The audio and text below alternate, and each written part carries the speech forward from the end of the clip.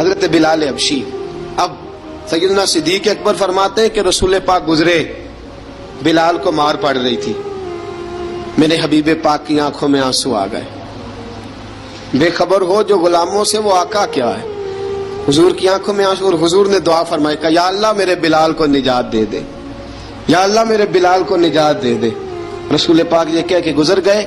ایک کونے میں، حرم شریف کے کونے میں بیٹھ کے رسول پاک رو رہے ہیں. جناب صدیق اکبر نے کہا حضور کیا ہوا؟ فرمایا ابو بکر سوچ رہا ہوں خدا اگر مجھے پیسے دے تو میں بلال کو خرید لوں، اگر رب پیسے دے تو خرید لوں، سوچ رہا ہوں. جناب ابو بکر صدیق گھر گئے، گھر جا کے حضرت عباس کو بھیجا، کہا امیہ میرا مخالف ہے، مجھ سے وہ بات نہیں کرے گا، آپ جائیے، آپ جا کے کہیے بلال کو بیچ ڈالے. حضرت عباس نے جا کے کہا بلال کو بیچ دو. کہنے لگا میری قیمت بہت زیادہ ہے، 50 دینار کا میں نے خریدا ہے اور میں منافع لے کے بیچوں گا.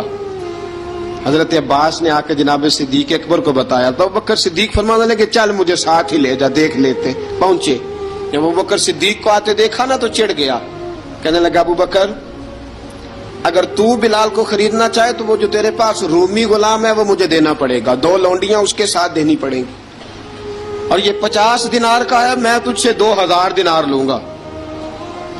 50 دینار کا ہے، 2000 دینار لوں گا. حضرت صدیق اکبر رضی اللہ تعالیٰ عنہ نے فرمایا مجھے منظور ہے، مجھے منظور ہے، منظور ہے مجھے. تو ابو بکر صدیق نے وہ تینوں غیر مسلم غلام لیے، 2000 دینار لیے. حضرت عباس نے بھی کلمہ نہیں پڑھا تھا. کہنے لگے ابو بکر تو کامیاب تاجر ہے، کیا کرنے لگے ہو؟ تو حضرت ابو بکر صدیق کہنے لگے آپ نے بھی کلمہ نہیں پڑھا، آپ کو اس سودے کا پتہ نہیں، آپ ابھی اس لذت آشنائی سے واقف نہیں، آپ نے بھی یہ ذائقہ چکھا نہیں، آپ ابھی اس راہ سے گزرے نہیں، آپ کو پتہ نہیں یہ بھی ایک ذائقہ ہے، یہ بھی ایک سودا ہے، یہ بھی ایک لذت ہے، یہ بھی ایک گہرائی ہے، یہ بھی ایک مزہ ہے، اس کا بھی آپ کو علم نہیں، آپ نے کلمہ نہیں نہ پڑھا. محبت کو سمجھنا ہے تو نہ سے خود محبت کر، کنارے سے کبھی اندازہ طوفان نہیں ہوتا. فرمایا ابھی تو راہ گزر میں ہے، کہتے مقام سے گزر، ابھی ذرا آگے چلیں گے نا، جب آپ کلمہ پڑھیں گے تو آپ کو پتہ چلے گا. حضرت سیدنا بلال حبشی کو لینے کے لیے صدیق اکبر پہنچے، 2000 دینار، 3 غلام پڑھے لکھے سیانے سمجھدار. جب دیے نا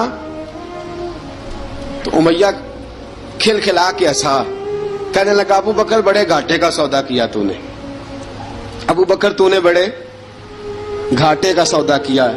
یہ پڑھا لکھا مجھے دے کے جا رہا ہے اور یہ ان پڑھ تو لے کے جا رہا ہے، یہ خوبصورت رومی غلام دے کے جا رہا ہے اور یہ حبشی کالے رنگ کا تو لے کے جا رہا ہے، اور 50 دینار کا غلام 2000 دینار میں تو لے کے جا رہا ہے. اتنے گھاٹے کا سودا، اتنی بڑی نادانی.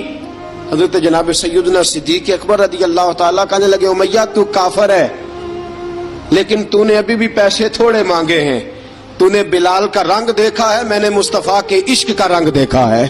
فرمایا تو ابھی اس کے رنگ میں الجھا ہوا ہے اور میں جو اس کے باطن کا حسن ہے وہاں تک پہنچ گیا ہوں. حضرت سیدنا بلال حبشی رضی اللہ تعالیٰ عنہ ساتھ کھڑے.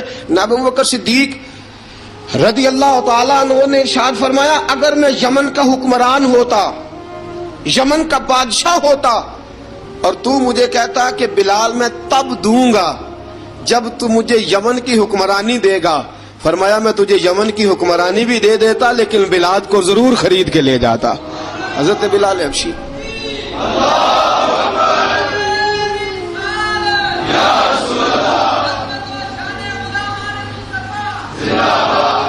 جناب سیدنا بلال حبشی حضرت سیدنا ابو بکر صدیق فرماتے ہیں جب میں بلال کو لینے گیا تو حال پتہ کیا تھا؟ ادھر دیکھیے گا. فرماتے ہیں کہ ٹانگیں اوپر کر کے نا جس طرح آدمی رکوع میں بیٹھتا ہے اس طرح کر کے نا ٹانگیں، اور سر پھر زمین کو لگا کے اس طرح سجدے میں آپ جاتے ہیں، لیکن بالکل ٹانگوں کے ساتھ سر رکھ کے.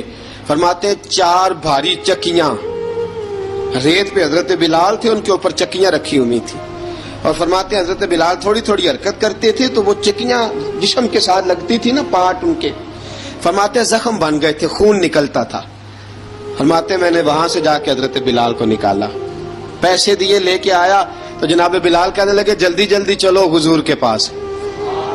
ذرا جلدی جلدی چلو، در مصطفیٰ پہ جلدی کرو. تو جناب سیدنا بلال حبشی رضی اللہ تعالیٰ عنہ کے جواب میں حضرت ابوبکر صدیق کہنے لگے بلال جلدی نہ کر،